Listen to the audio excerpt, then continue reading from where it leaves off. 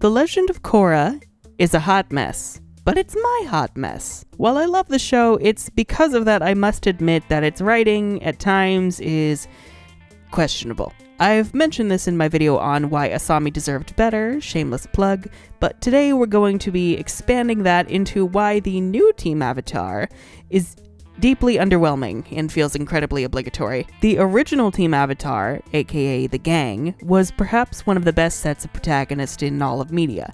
They set the gold standard for strong, developed characters who are not only well-written on their own, but actively elevate each other when they're brought together. Aang, Katara, and Sokka started off as a strong trio, made even better with the later inclusion of Toph, and finally completed by the inclusion of Zuko. And also Suki. Suki is actually a great member of the Gaang, but she's often underappreciated and forgotten given how late into the series that she joins. Still better than how Asami was treated, but we'll get there later. Through the original series, there was never a question of who our main characters were. We followed Aang, Katara, and Sokka on their journeys across the world to help Aang become the Avatar. They were the constants, the anchors keeping us coming back every week, with a revolving cast of supporting characters and one-off characters accompanying different backdrops with each new adventure. These allowed us to see different aspects of these three characters and develop their relationships with each other individually and as a unit. And that amount of time let us appreciate their distinct personalities. Aang is a pacifist who yo-yos between wanting to help people and enjoy more childish distractions because he's a traumatized 12-year-old demigod. Here, we'll ride the hopping llamas. Then way over here, we'll surf on the backs of giant koi fish. Then back over here, we'll ride the hog monkeys. Katara is a nurturing caretaker from having to compensate for her and Sokka's mother's death, who tries to keep people's morale high while she breaks hearts across the Earth Kingdom, and also can sometimes be a little bit holier than thou. And even when she does do things that are fucked up and wrong, she'll be like, but I can't be wrong, I'm good person. You stole their waterbending scroll. I prefer to think of it as high-risk trading. And Sokka is a little nerd who wants to keep proving how much of a bad bitch he is with his tactical prowess and ingenuity, but also needs to understand and redefine his view of masculinity. There's no way a bunch of girls took us down. A bunch of girls, huh? The Unagi's gonna eat well tonight. On top of these, each of them had their own motivations. They didn't just join Aang's globetrotting misadventures because the script said so. Aang is doing this to learn the other elements in order to become a fully realized Avatar and defeat the Fire Nation. Katara not only shares that desire to stop the Fire Nation, but also wants to learn waterbending with Aang. I didn't travel across the entire world so you could tell me no. No. Sokka's priority is to keep Katara safe, while also wanting to emulate his father going off to fight the Fire Nation. I'm sure you'll get to knock some firebender heads on the way. I'd like that. I'd really like that. When Toph joins, she's incredibly abrasive and blunt. She calls things as they see them, often stepping on her friend's toes, unafraid of being labeled as the problem or the bad guy. She's especially great at drawing out Aang and Katara's angrier, meaner sides. Ever since you joined us, you've been nothing but selfish and unhelpful. Look here, Sugar Queen. I gave up everything I had so that I could teach Aang earthbending. And not only does she serve a practical role as Aang's earthbending teacher, but she has her own motivation of seeing the world outside of her family home, having been kept under lock and key and infantilized by her parents because of her blindness, even when she proves that she can handle herself. You guys get to go wherever you want. No one telling you what to do. That's the life. Zuko joins not only as Aang's firebending teacher, but also to atone for his previous antagonism towards the Gaang, hunting the Avatar and aiding Azula in the fall of Ba Sing Se, all to win his father's love. All I want now is to play my part in ending this war, and I know my destiny is to help you restore balance to the world. Now he's trying to become a better person and pave a new way forward for the Fire Nation, one that seeks to make reparations for their crimes against the other nations. We've created an era of fear in the world. If we don't want the world to destroy itself, we need to replace it with an era of peace and kindness. Suki? Well, she's mostly here for fuck Fire Nation hours, and also being adorable with Sokka, but she gets a pass because she's Suki. That's good enough for me. In addition to their motivations, they each possessed unique skill sets and weaknesses that added to their dynamic. Aang initially is only able to airbend, but even when he learns the other elements, he's more of a jack of all trades than a master of all four. He can usually back up the others with their bending styles, but airbending remains exclusively his ability. He's also the most spiritually inclined, so if you ever need to talk to a spirit or enter the spirit world, Aang is your best bet. The other members either have their own element or at least their own unique skill set that the others do not possess. Katara is a master waterbender but struggles in arid environments where her element is not readily accessible. When we were stranded in the desert, I felt like there was almost nothing I could do. Toph is a master earthbender, able to perceive things the others miss through sensing their vibrations, and also being a human lie detector. I can feel his breathing and heartbeat. When people lie, there's a physical reaction. He's telling the truth. Unfortunately, she can't see airborne enemies and struggles in the desert given the loose sand beneath her feet. Of course, I'm more comfortable on the ground where I can see. I feel the vibrations in the ground with my feet, but the sand is so loose and shifty, it makes everything look fuzzy. Also, she can't read because letters don't vibrate and this world does not have Braille, goddammit. Oh, she also invents metal bending and that's hella fucking useful later on, so remember that. Zuko is the resident firebender, and though Suki and Sokka are non-benders, they're still incredibly useful. Again, Sokka is a strategist, his non-bending often giving him a more grounded, mechanical perspective on how to work his environment to his advantage, and instruct the others how to do so as well. If you control the hot air, you control the war balloon. That's actually pretty smart. He also has his trusty boomerang and later his sword. Suki, meanwhile, is incredibly agile as a Kyoshi warrior, able to turn her enemies' physical strength against them. They are not weaker because of their non-bending, rather they simply have to find their own sources of strength. Even Appa and Momo feel integral to the team. Both have a strong connection to Aang, the three of them being the last remnants of the air nomad culture, and thus innately bound together. And functionally, they're pivotal for the gang's adventures. Appa is their main method of travel, being a flying bison. Just look at that arc in Book 2 where Appa was missing, forcing them to travel through the desert all the way to Ba Sing Se on foot. You're sure that's the best way to go? It's the only way. I mean, it's not like we have Appa to fly us there. And being a lemur, Momo is able to get into tight, cramped spaces that the others can't reach, making him pretty dang useful too. By having different motivations and skill sets, every character in the team feels relevant and important. Remove one of them and you lose a vital aspect of the team's strengths, completely changing their dynamic. There's no issue of any one character feeling particularly useless or pointless, or disconnected from the overarching plot, or even one character being OP, basically dragging the whole team on their back. Because of this, and the chaotic, quirky chemistry that they have with each other, they feel like a little found family, and a very efficient team once they find their groove together. And Korra's team avatar...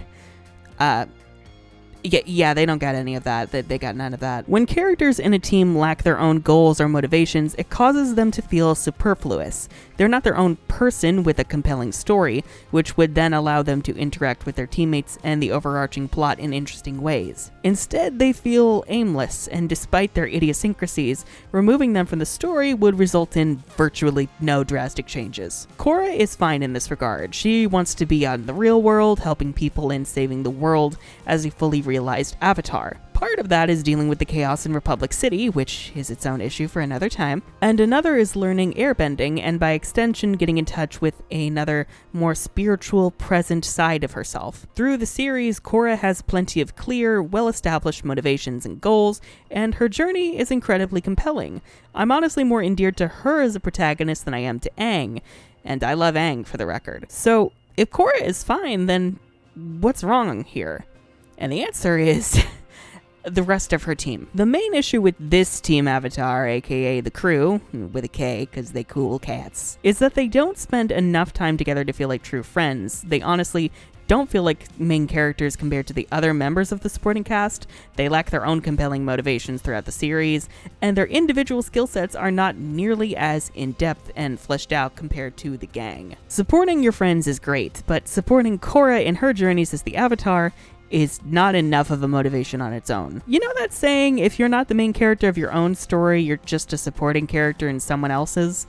That's the whole vibe with the Krew. They're not their own people with their own drives and goals, at least not ones compelling enough to make them as iconic, memorable, or endearing to the audience as the gang. Mako's motivation in Book 1 is to take care of his younger brother, Bolin. Okay, that checks out and actually kind of echoes back to Sokka looking after Katara. But again, a character needs more than tending to another one's needs. Sokka was dealing with his desire to become a man. He had to deconstruct his own sexism, ultimately becoming the pinnacle of positive masculinity that makes us Sokka stans hail him as king. I treated you like a girl when I should have treated you like a warrior. I am a warrior.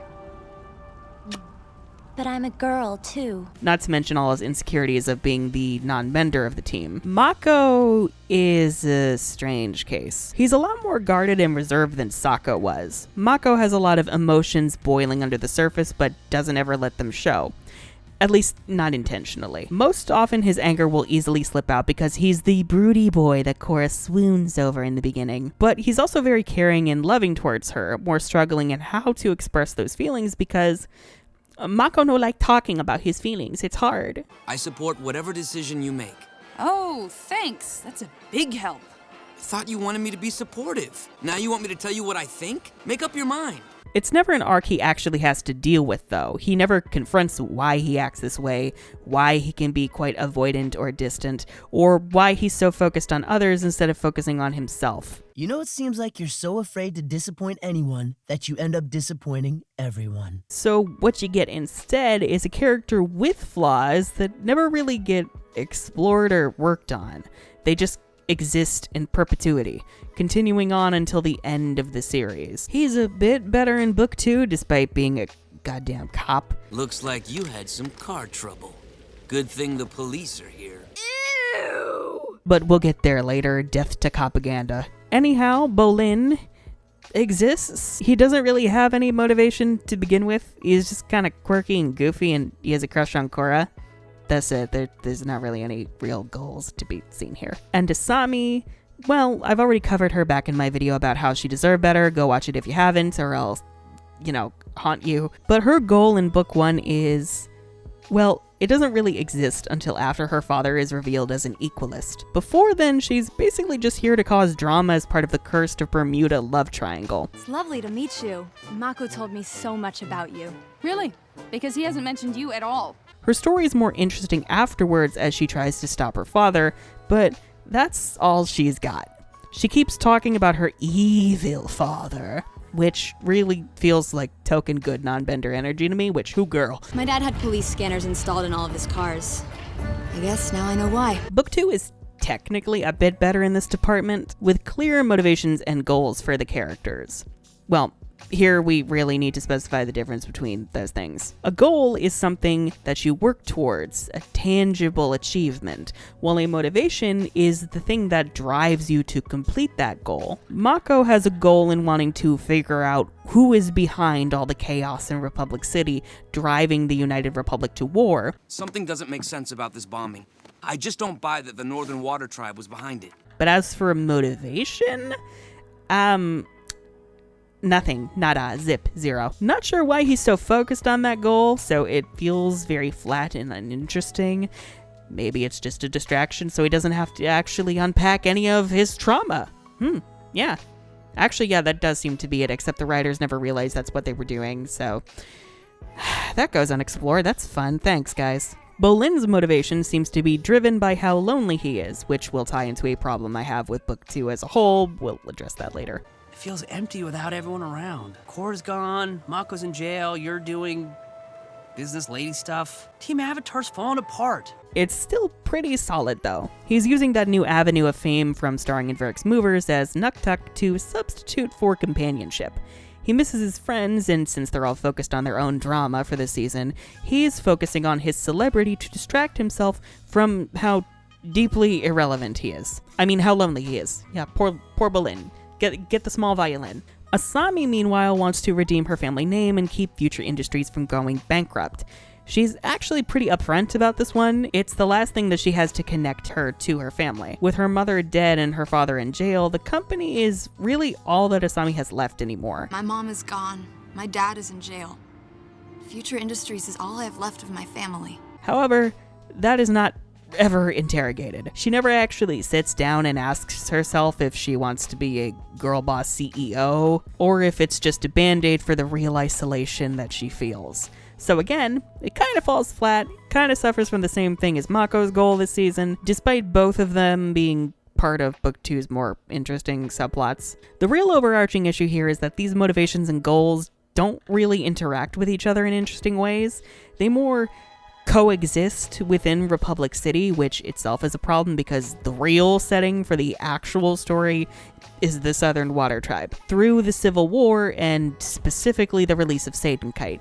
Actually, the Civil War itself, which is a really interesting plot, and kind of one of the few times the show enjoys genuinely being morally gray.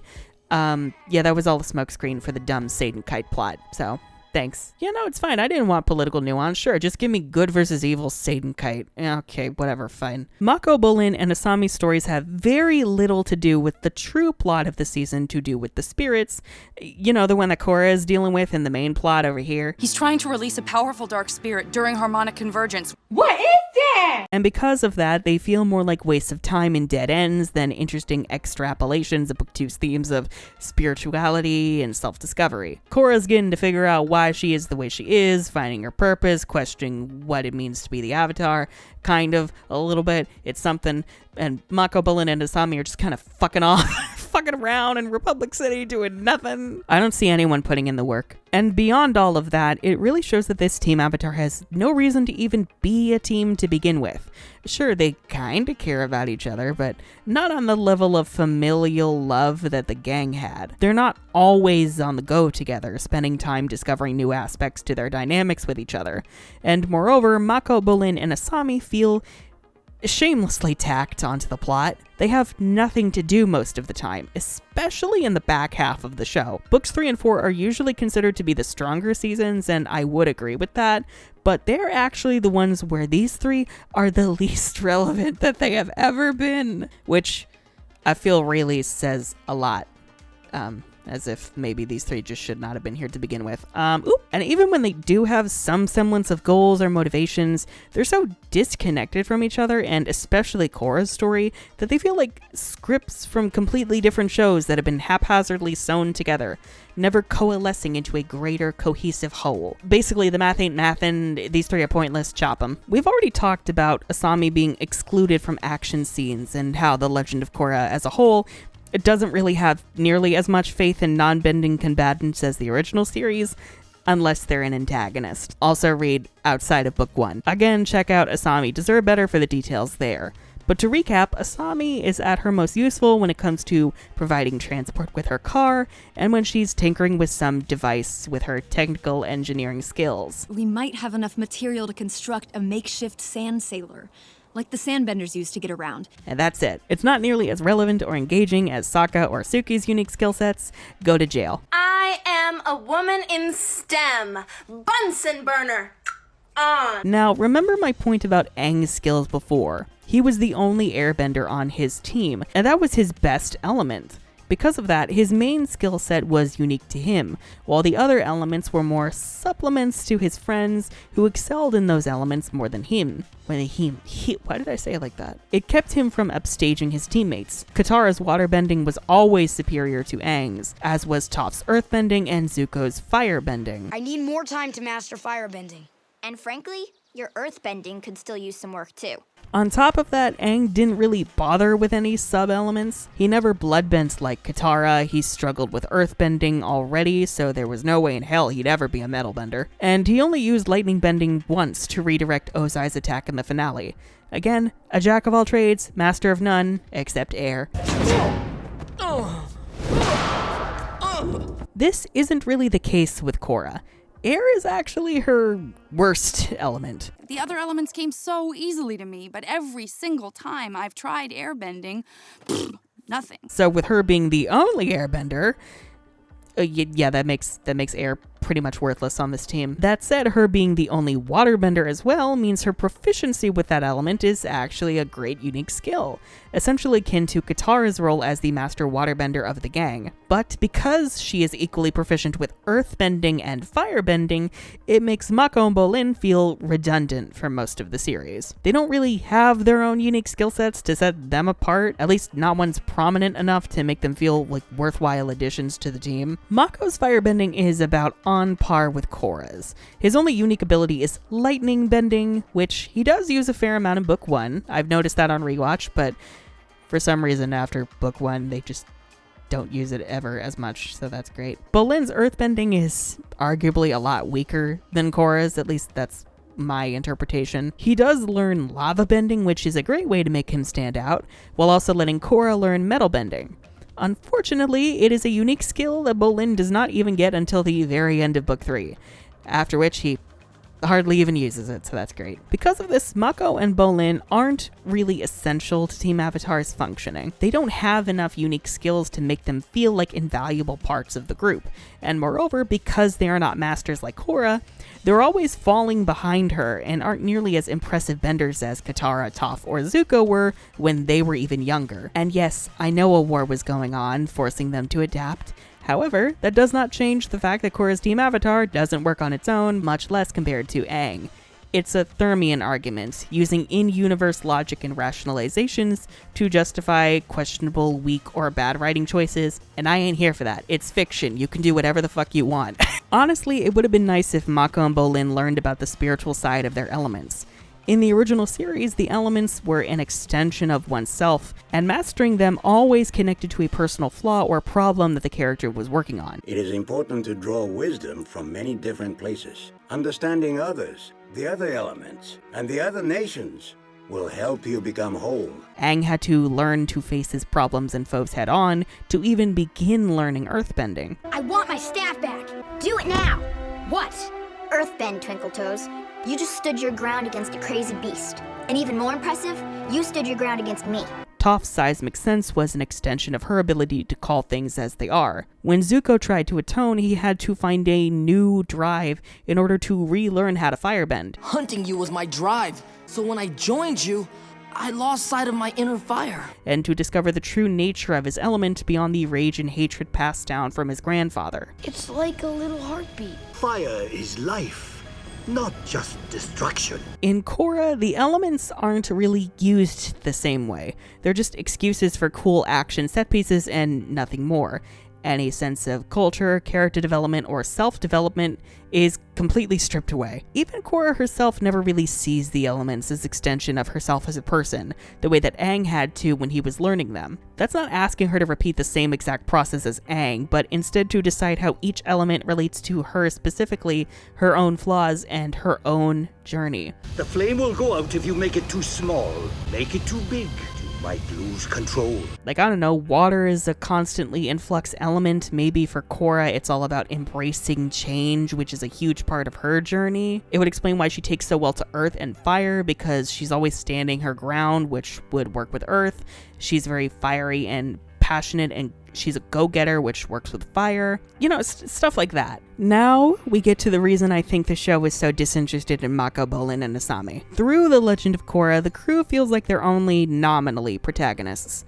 They're technically the main characters, but in execution they feel more like minor characters, set dressing to everyone else's stories. Again, the gang were most definitely protagonists, always at the forefront of their own stories, with a revolving supporting cast, who did not take over. In Legend of Korra, meanwhile, it often feels like members of the supporting cast are more important and more loved by the writers than the actual protagonists, namely Tenzin and Lin, and also the whole Beifong family. Don't get me wrong, I love these two, especially Tenzin. Tenzin is low-key the best thing to come out of this damn show, but my god, this show regularly tries to give them more to do than sometimes even Korra herself. Tenzin is usually dealing with being Korra's mentor, or bonding with his family, or rebuilding the Air Nation. Lin, meanwhile, is dispensing our state-mandated propaganda while getting the most compelling Beifong family drama that is quite literally TLC worthy. Either way, they've got way more compelling storylines going on than Fireboy, Earthboy, and Invisible Girl, especially during Book 3. Like, my god, those three have nothing to do with that season. But we will be spending all of our time with Lin, Sue, and Opal.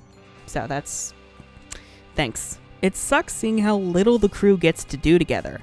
Even more so that while they're split up for most of Book 2, it isn't even them at their worst. Again, no one besides Korra has anything really going on in Book 3, and their conflicts with the Red Lotus are painfully shallow.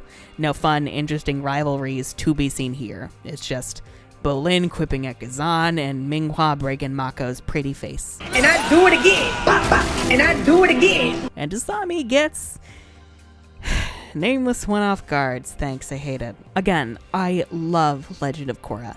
It is a hot mess, but it's my hot mess. I'ma put that on a shirt. And that goes for her little crew too. I adore these goofballs, in theory, which is why I want better for them. I must be honest with my disappointments in how they were written, and how their stories were handled, or rather their lack of stories. The crew feels more like co-workers than friends, obligated to be together by the plot with no real sense of camaraderie. They lack individual motivations and goals that bring them into conflict with each other or coalesce into a greater whole, and they lack developed skill sets that make each of them integral, indispensable pieces of the team. And really, they were never even given the chance to have any of that to begin with. Not when the story was more interested in the stories of Tenzin and Lin and Su Yin and Opal and Kuvira. Literally anyone but these three. Anyone but these fucking three. Honestly, Tenzin and Lin were more part of the crew than Mako, Bolin, and Asami ever were. Oh, and Naga and Pabu, I love them, but they didn't even really get to feel as useful as Appa and Momo. They're just cute. I love them, I really do. But they don't need to be here, which is probably why they get written out nearly as often as Asami and Daoop. Anyways, if you enjoyed this video and would like to see more content like this from me, then you can subscribe and ring that bell for notifications because YouTube hates creators. If you'd like to support me and the channel further, you can pledge over on Patreon and check out my urban fantasy novel, Disinherbis, From the Ashes, wherever books are sold. It has gay wizards. I'm the Unicorn of War, and the crew is a shit show. I'm done. Oh my god.